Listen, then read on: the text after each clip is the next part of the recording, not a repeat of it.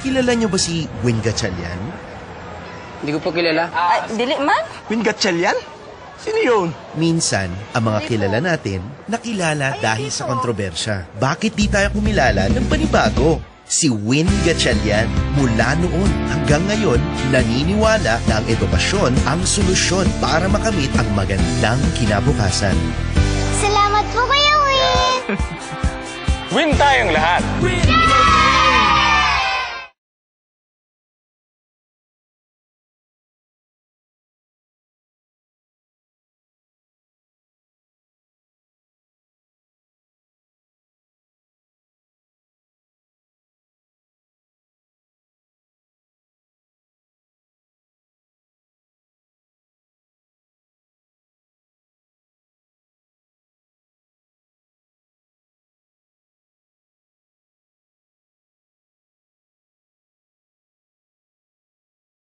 Mama, papa, ate, kuya, tita, tito, pinsan, ikan, mare, pare, lola, lolo, iha, iho. Lahat tayo tumayo! Mama, ate, kuya, bong, bong, bong. Tita, tito, pinsan, ikan, bong, bong, bong. Mama, papa, ate, kuya, bong, bong, bong. Mare, pare, lola, lolo, iha, iho, bong, bong.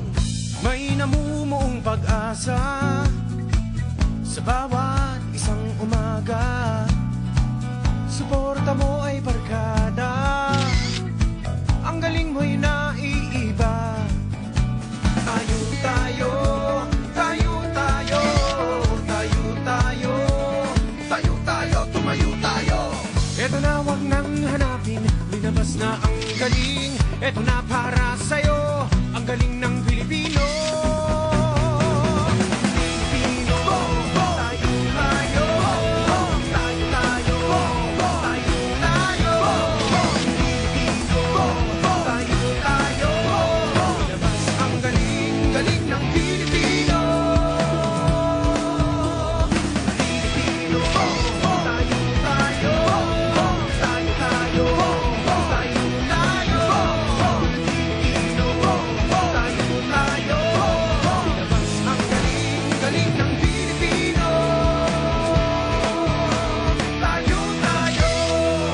Ilabas, galing ng Pilipino.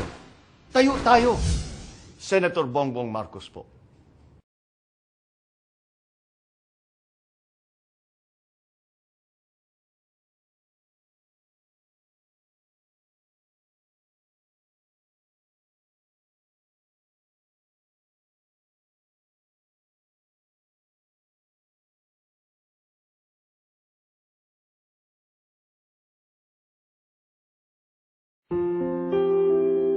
Sa tingin ng iba, ang buhay namin ay parang pelikula.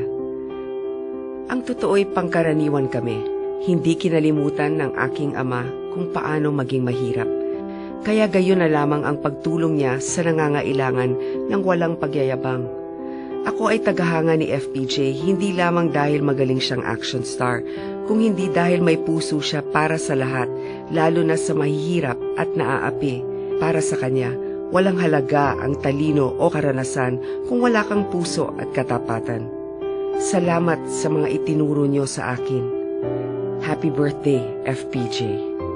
Happy birthday, Papa.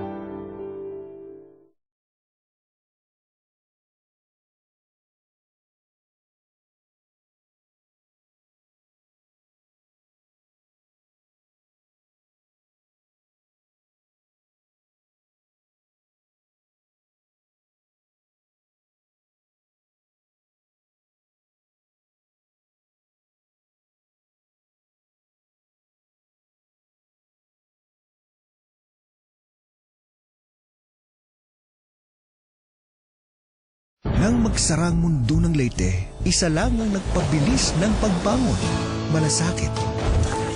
Agad nagmalasakit si Martin Romualdez. Mabilis na ibalik ang magandang edukasyon. Dagling na itayo ang mga ospital. Matuling na ibigay ang tulong hanap buhay. Sa buong bansa, kailangan may balik ang malasakit sa pamumuno. Ang malasakit ni Martin.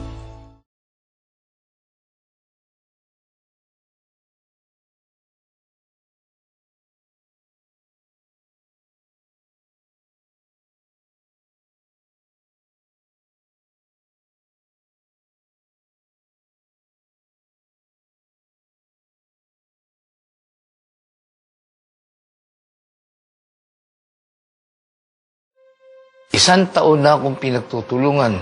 Masakit, malupit, pagkatao ay minamaliit. 24 na hearing na puro haka-haka at malisya. Sa dami ng aming paliwanag at dokumentong pinadala, hindi nila pinansin. Wala talagang balak pakinggan ng katotohanan. Iisa lang ang layunin, sirain ang aking 4 na dekadang paglilingkod sa inyo. Masakit.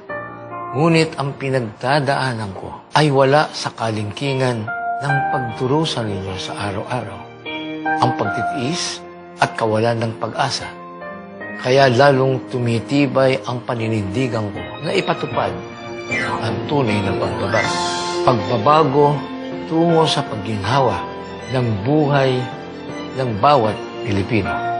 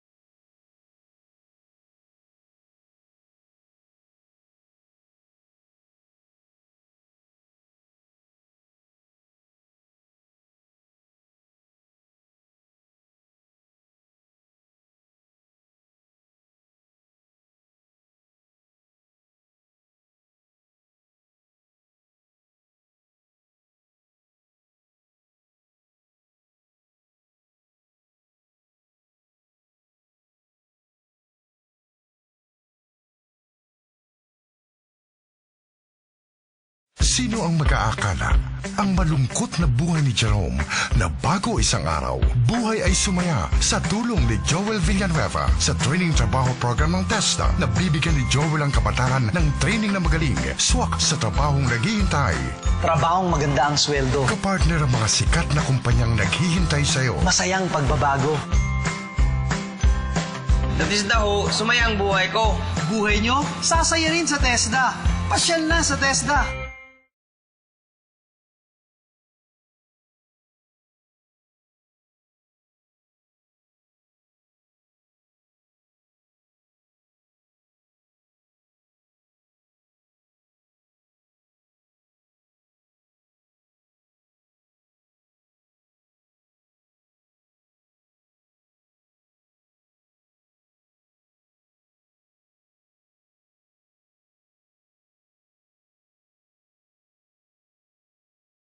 Nais ng bayan, yung magaling naman. Hinarana mo. Nung idol ko, naniminsan hindi tumanggap ng pork barrel.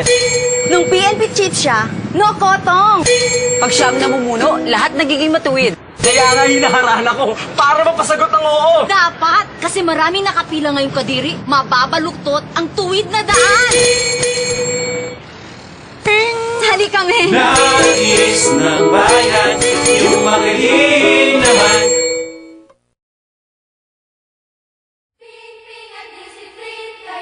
Our countrymen expect to see every peso of their taxes wisely spent.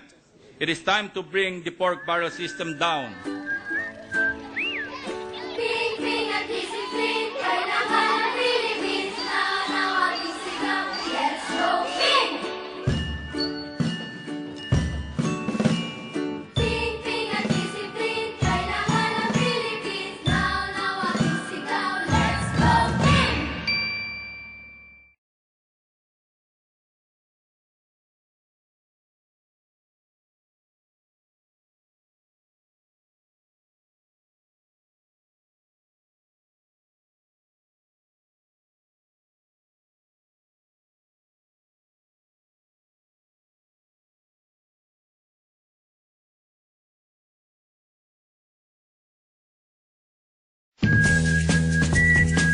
Anumang saya ng Pilipino, naglalaho sa tama ng pitik. Presyo, trabaho, kita. Mataas na presyo, walang trabaho, kulang na kita. Bawat isa sinimulan ng tutukan ni Alan Cayetano. Ang kailangan, bigyan ng solusyon sabay-sabay.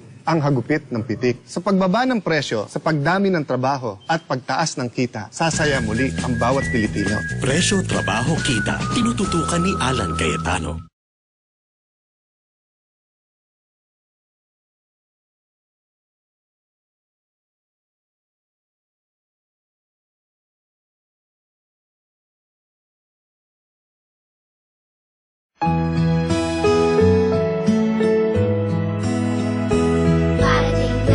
Parating na ang aming pag-asa. Pabalik na, kami angat na. Pwede ba, buksan ang mga mata, bigyan kami pansin, huwag sana natin mahin. Kaming mahirap ay bida sa kanya. Kinabukasan, gaganda na. Ang pagtulong sa mahirap, Markang Bilyar.